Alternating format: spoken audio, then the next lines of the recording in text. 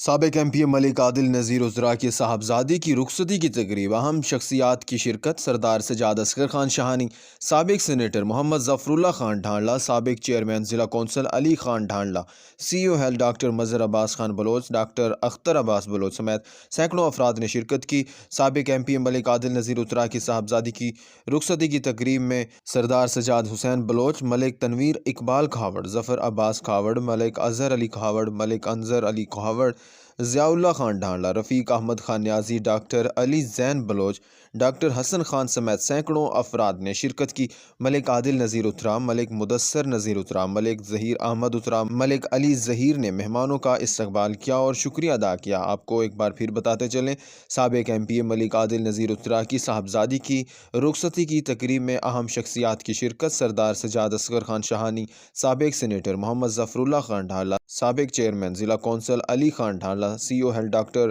مظہر عباس خان بلوچ سمیت سینکڑوں افراد نے شرکت کی۔